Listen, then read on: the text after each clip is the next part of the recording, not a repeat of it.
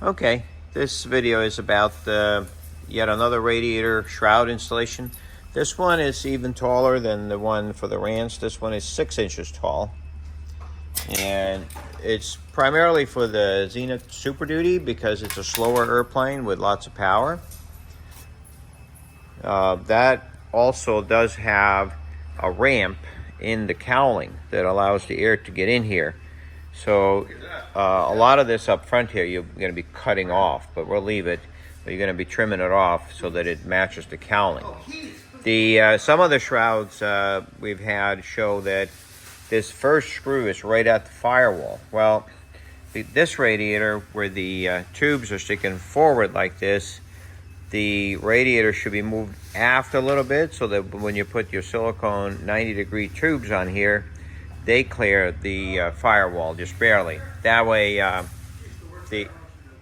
right, yet another radiator shroud.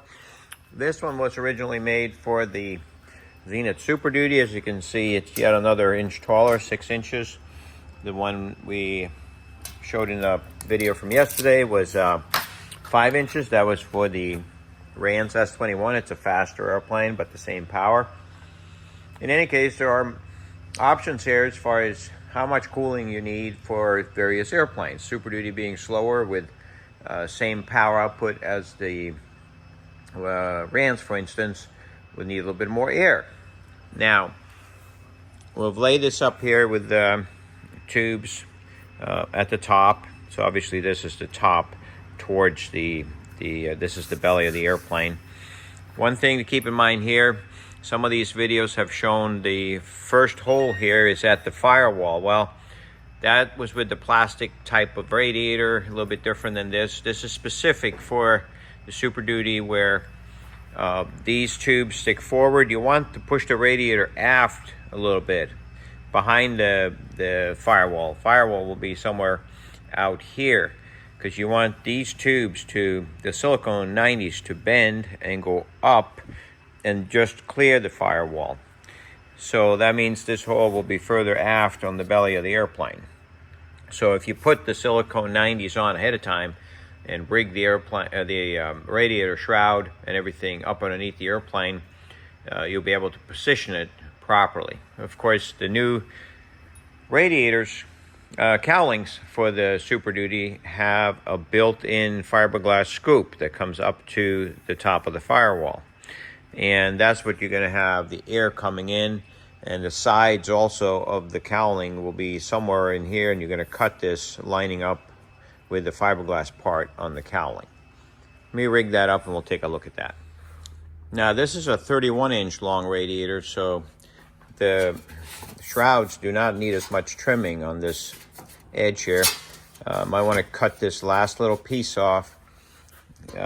It would fit in here, but it's at the same height as this.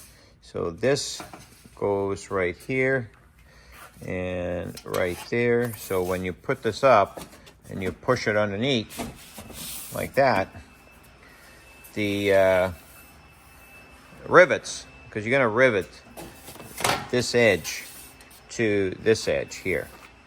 You just put rivets in, like 4 or 5 of them, and or you can use yeah, it looks like you have enough room to even do 5s here, but 4s are also sufficient. So whatever you have.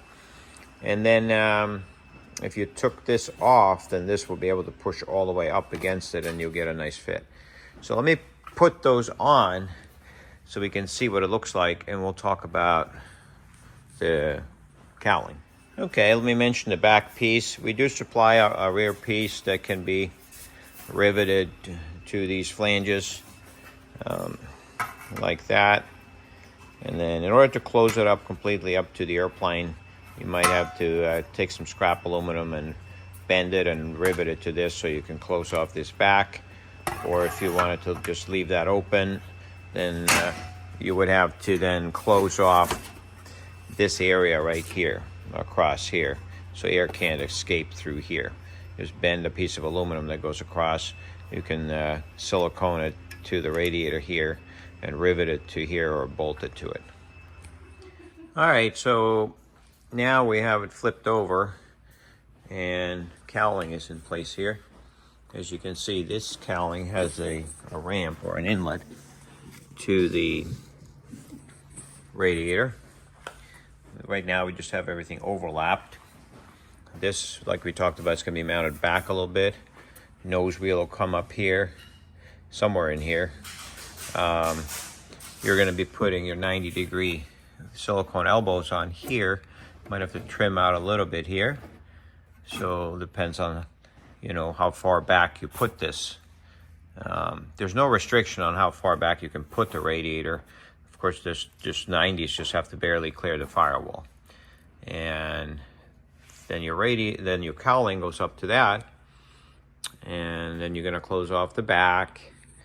And then in the end, whatever you don't use of this overlap, you can trim it off and make it look nice. So that's basically the Super Duty installation. Now this is not so easy to see, but this will give a huge difference in the cooling effectiveness of the cowling. As you see, we cut away the part that sticks down and makes the air inlet, but we made it only a single layer. We kind of cut the corner off. And if you look from the front, you can see we basically have a much larger inlet because we don't have that double trough that comes down and goes back up again. Let's look at the next picture on it.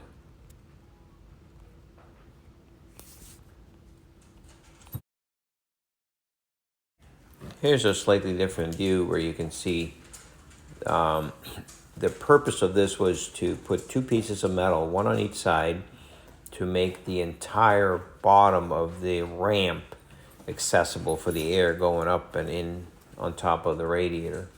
And it also blocks, if we then take that sheet metal all the way to the firewall, it keeps the cold air entering from the bottom completely separate from the air entering the front of the cowling.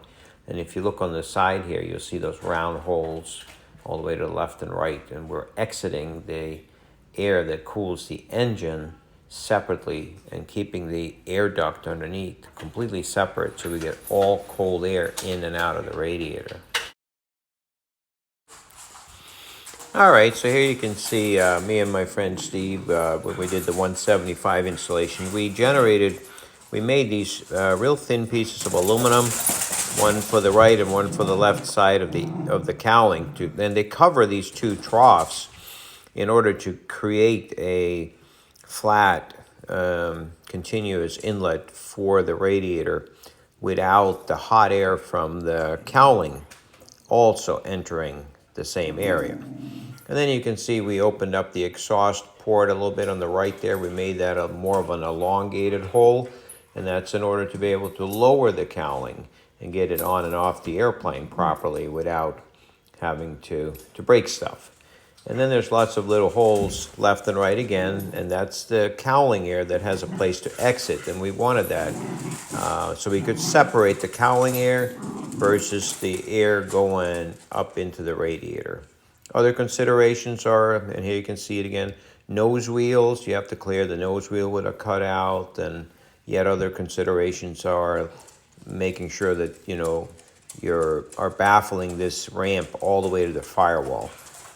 Obviously, there's nothing against using baffle material like they do on traditional airplanes as well to seal this off.